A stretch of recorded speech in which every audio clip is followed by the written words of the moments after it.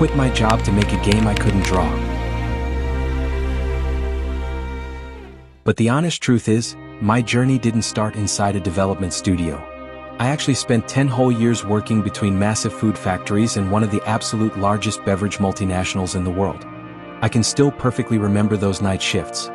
Completely alone, staring at hundreds of thousands of cans sliding down an endless line. In that cold, mechanical silence, I asked myself, what am I doing here? The whole thing started when I was really tiny. There is this old photo of me sitting in a high chair while my dad is playing the SNES. My parents always tell me that just to keep me quiet, they would hand me an unplugged controller. And I was completely convinced that I was really playing. I kept pressing the buttons completely at random, truly believing that I was the one creating all that magic on the screen. That desire to control those virtual worlds never really went away. At 10 we faced Silent Hill. My dad held the pad to survive while I held the strategy guide. I was the navigator. I told him exactly where to turn, how to solve the puzzles, and where to find keys in the dark. I desperately wanted to be able to create my very own stories.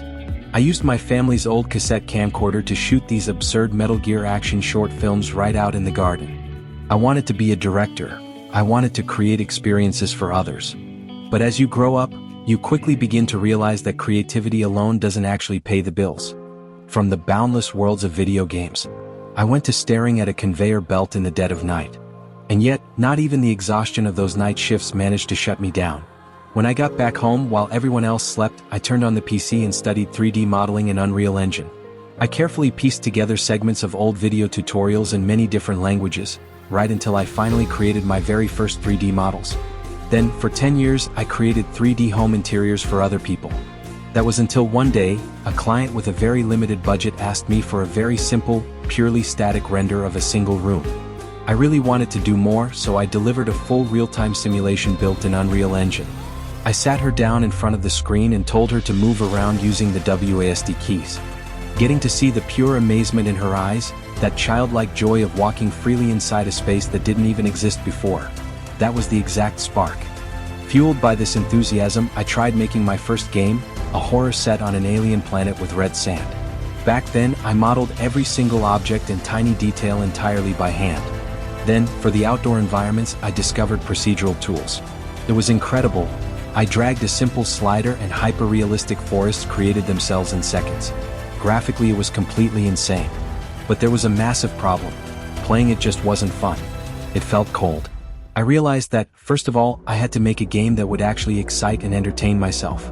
And my heart has always beaten for the mysteries of the ocean, for highly intimate atmospheres, and the visual magic of 2D. The reality was this: I studied a bit of programming years ago, but I certainly wasn't a professional programmer.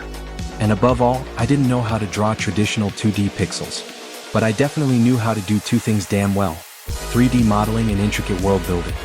I desperately needed a tool to properly translate my ideas into images, and I found it in AI. But let me be clear, it's no magic button. It's exhausting work. For a single fish, I generate 100 variants, scrutinize them one by one, and trash 99. I keep only that one image with the exact expression and soul I had in mind. Once I finally find the right sprite, the AI's job stops and my real work begins. I take that entirely flat image, carefully cut it out, and then import it straight into the game engine. There, using my 10 years of experience, I manually sculpt a 3D diorama around it piece by piece. I design the entire map, manage the polygons and materials, place the lights by hand, and calibrate the fog. The depth, the heavy atmosphere, the entire world where it comes to life. That's exactly how my HD 2D is born. I definitely didn't want to make the usual relaxing fishing game. I wanted an exploratory RPG where you truly bond with your squad of creatures. I wanted a highly living, deeply mysterious, and genuinely dangerous world. And what about the fishing? I absolutely hate those mini-games where you just press a button on time. I wanted to deliver a physical thrill. So, I took inspiration from those childhood evenings spent playing the Pokémon Master Trainer board game. I tried to recreate the intense anxiety and tension of rolling a physical die. The die starts spinning, and during those seconds it rolls, you just hope that the right number comes up. I have spent several months deeply studying combat logic. Every single biome, every creature has a very precise synergy. It will still take time to finish Deeplords. But there is definitely one thing I'm certain of. Thanks to my tenacity and especially thanks to you for being the wind in my sails. I'm finally out here navigating my own ocean. And I sincerely wish all of you that exact same freedom. If you ever want to climb aboard my ship and support this adventure, make sure to subscribe to the channel. This journey has only just begun.